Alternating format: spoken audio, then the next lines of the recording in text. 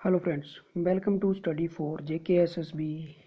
दोस्तों, आज की वीडियो में हम बात करेंगे classification and tabulation of data.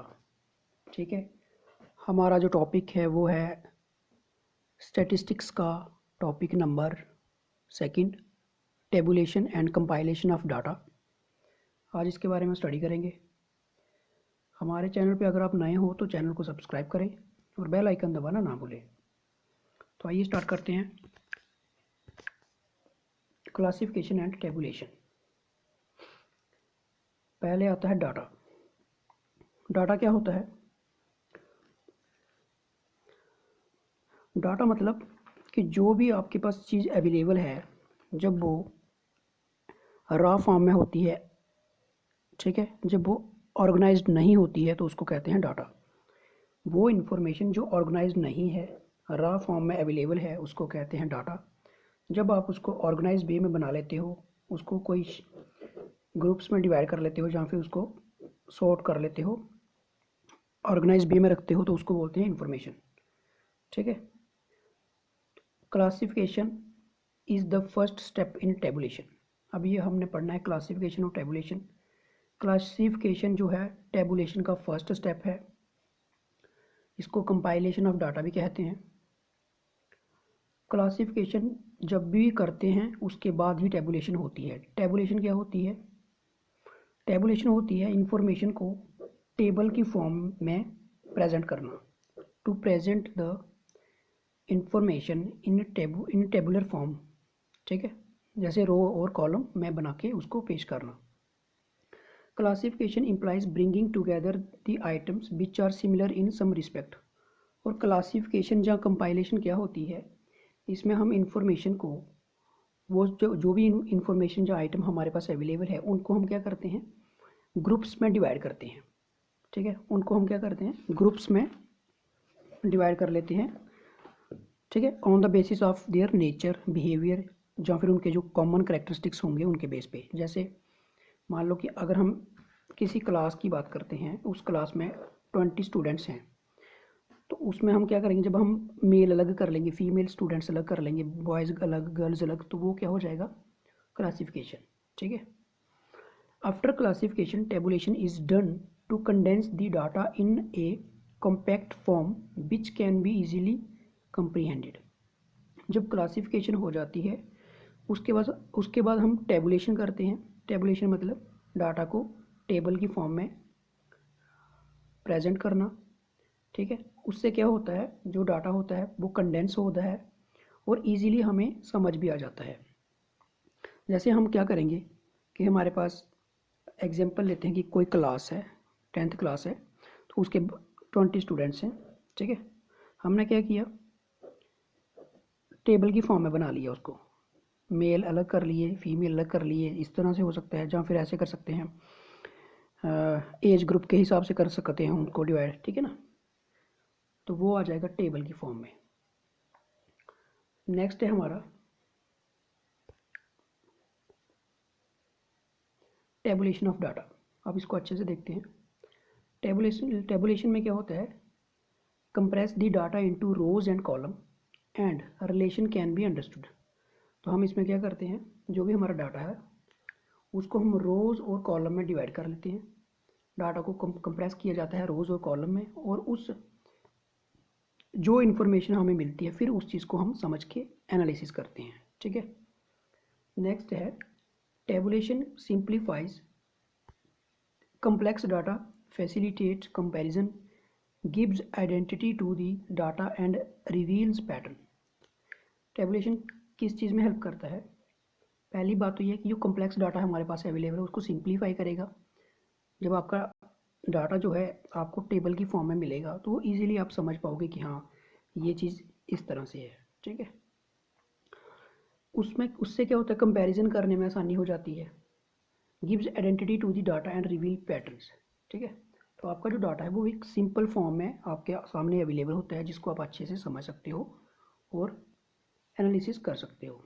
अब ये आज आपकी एग्जांपल आ जाती है कि टेबुलेशन ऑफ डाटा क्या होता है। जैसे मान लो ये, इसमें हमने एग्जांपल ली है एक कॉम्प्लेक्स टेबल की, average number of OPD patients in A PHC in a tribal area in different age group according of sex. ठीक है, तो इसमें आ जाता है एज इन ईयर्स। पहले हमने एज लिखी, फिर हमने मेल लिखे, फीमेल लिखी, टोटल लिखा। देखो यहाँ पे हम क्या कर रहे हैं, रो में बना रहे हैं, एक रो आई हमारी और कॉलम बन रहे हैं ऐसे करके। ठीक है, तो रो पहली आई हमारी, फर्स्ट रो में क्या है, बिलो 25, जो पेशेंट बिलो 25 एज हैं वो कितने हैं, फिर उसको हमने फिर से डिवाइड किया, मेल कितने हैं, फीमेल कितने हैं, टोटल कितने हैं। तो इस सब को कहते हैं कंपाइलेशन ऑफ, सॉरी, इसको कहते हैं टेबुलेशन ऑफ डाटा।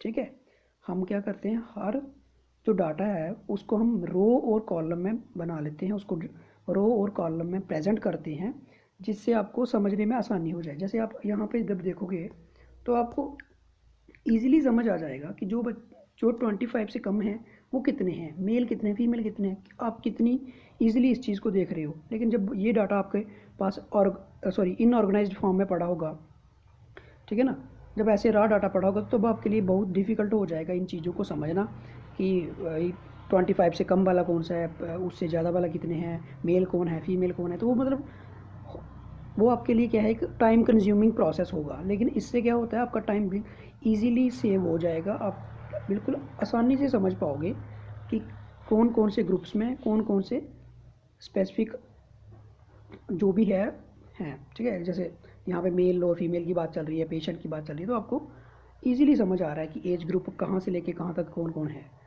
तो नेक्स्ट चलते हैं हमारा क्लासिफिकेशन ऑफ डाटा। क्लासिफिकेशन क्या होता है, हमने पहले भी समझा इसको कि हम क्या करते हैं, क्लासीफाई कर लेते हैं डाटा को, कोई ग्रुप बना लेते हैं या क्लासेस बना लेते हैं according to their resemblance and affinities. ठीक है, तो मतलब जो हम क्या करते हैं, जो डाटा हमारे पास है, जो अब हम उसको क्या करते हैं, अरेंज करते हैं ग्रुप्स या फिर क्लासेस में। ठीक है ना, अकॉर्डिंग टू देयर कैरेक्टरिस्टिक्स आपसे, and give expressions of the unity attributes that में सबसिस्ट अमंगस्ट ए डाइवर्सिटी इंडिविजुअल्स। ठीक है, तो क्लासिफिकेशन में क्या होता है, हम क्या करते हैं, जो डाटा होता है उसको हम ग्रुप में बना लेते हैं on the basis of their characteristics. ठीक है ना, तो इसका हमारा जो मेन पर्पस यही होता है कि हम डाटा को एनालिसिस कर सकें आसानी से। मेन पर्पस हमारा यही है इसका। तो अब इसको देख लेते हैं ऑब्जेक्टिव क्या है। तो मैंने पहले बताया, to condense the mass of data, जो हमारे पास डाटा अवेलेबल है उसको कंडेंस करना। ठीक है, उसको हम क्या करते हैं, ग्रुप्स में बना लेते हैं, कैटेगरी में बना लेते हैं, जो कोई क्लासेस में डिवाइड कर लेते हैं। ठीक है, उससे क्या होता है, हमारा जो डाटा है उसमें हमें पता चल जाता है कि ये वाला ग्रुप है और ये वाला ग्रुप है, इसमें हमें ये वाला ही मिलेगा। तो हमें हमारा मतलब जब हम सर्च करते हैं, डाटा को एनालिसिस करते हैं, तो हमें ईजिली वो चीज़ डाटा अवेलेबल मिल जाता है। फिर to prepare the data for tabulation, जब हमें टेबुलेशन करना है तो फिर हम क्या करते हैं, उसी चीज़ को उठा के टेबुलेशन करते हैं। तो मतलब कंपाइलेशन के बाद ही टेबुलेशन आता है, याद रखना है। टू स्टडी दी रिलेशनशिप, तो हम रिलेशनशिप में भी मतलब आप समझ सकते हो कि जैसे हम पीछे देख रहे थे, है ना, एज ग्रुप, तो एज कौन से ग्रुप वाले लोग, मेल कितने हैं, फीमेल कितने हैं, तो इस तरह से आप उनके बीच का रिलेशन भी अच्छे से समझ पाओगे। टू फैसिलिटेट कंपैरिजन, तो कंपैरिजन करने में भी हमें आसानी होती है। जैसे वहाँ पीछे दिया था, मेल कितने हैं 25, फीमेल कितने हैं 5, एज ग्रुप क्या है उनका बिलो 25। तो इससे आपको क्या समझ आता है, यही समझ आता है कि बिलो 25 मेल इतने हैं, फीमेल इतने हैं। कंपेयर आप बड़े ही ईजिली कर पाओगे कि मेल ज़्यादा है या फीमेल ज़्यादा है। तो ये सब हमें हेल्पफुल है हमारे लिए। ठीक है, तो नेक्स्ट चलते हैं इसका टाइप्स ऑफ क्लासिफिकेशन। क्लासिफिकेशन कितने प्रकार की होती है, जब हम डाटा को क्लासीफाई करते हैं तो हम कितने प्रकार के जो क्लासिफिकेशन की टाइप्स हैं उनमें हम क्लासीफाई करते हैं। पहला आ जाता है हमारा जियोग्राफिकल और स्पेशियल क्लासिफिकेशन। जियोग्राफिकल में क्या होता है कि हम कोई एरिया के हिसाब से उसको क्या करते हैं, क्लासीफाई कर लेते हैं। ठीक है, जैसे हम क्या करेंगे, जम्मू कश्मीर स्टेट अलग से है तो उसका जो भी डाटा होगा वो जम्मू कश्मीर में डाल देंगे, पंजाब स्टेट का पंजाब वाले में डाल देंगे। ठीक है, तो इसी तरह से आप कह सकते हो कि जब हम किसी एक एरिया को लेके क्लासीफाई करते हैं डाटा को, तो उसको कहते हैं जियोग्राफिकल और स्पेशियल कंपैरिजन। ठीक है, इसमें क्या होता है, मेन हम किसी एक स्पेसिफिक रीजन की बात करते हैं और उसी में हम पूरा डाटा रख लेते हैं। ठीक है, जैसे मैंने आपको बताया कि हम स्टेट की बात कर सकते हैं, अगर कंट्रीज़ की होगी तो कंट्रीज़ की हो जाएगी, कॉन्टिनेंट की हो जाएगी, इस तरह से।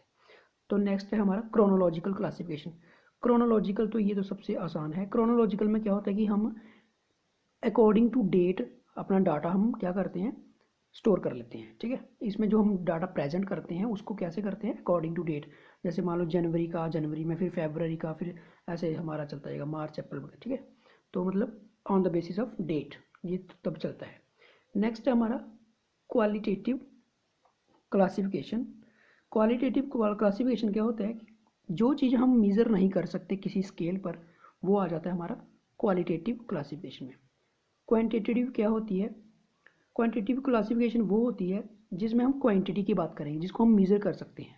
जैसे एक क्लास में कितने बच्चे हैं, 60 बच्चे हैं, तो वो क्या है, क्वांटिटी है, ठीक है। अल्फ़ाबेटिकल क्लासिफिकेशन क्या होती है कि हम इसमें अल्फ़ाबेट जो होते हैं उनके, जो ऐसे आपका ABC जो है कैपिटल है ना, ABC के हिसाब से हम क्या करते हैं, इसको डाटा को क्लासीफाई करते हैं। जैसे फर्स्ट हम देखेंगे ए कैपिटल, सॉरी कैपिटल नहीं, ए लेटर आ रहा है तो ए आएगा, फिर बी आ रहा है, फिर सी, फिर डी, इस तरह से। तो पहले हम क्या करते हैं इसको, जैसे आपकी डिक्शनरी में दिए होते हैं वर्ड्स, उसी तरह से इसको हम क्या करते हैं, क्लासीफाई करते हैं डाटा को। तो it is called alphabetical classification. तो इनकी एग्जांपल देख लेते हैं। जैसे हमने पहले पढ़ा था ज्योग्राफिकल क्लासिफिकेशन, तो ये है ज्योग्राफिकल की। जैसे आंध्र प्रदेश है तो ठीक है ना, टोटल फूड ग्रेन इतना है, बिहार इतना है, ये तो ये मतलब हम क्या किसकी बात कर रहे हैं, एक स्पेसिफिक एरिया की बात कर रहे हैं। जैसे आंध्र प्रदेश एक स्पेसिफिक एरिया है, बिहार अलग से है, कर्नाटक, पंजाब, उत्तर प्रदेश।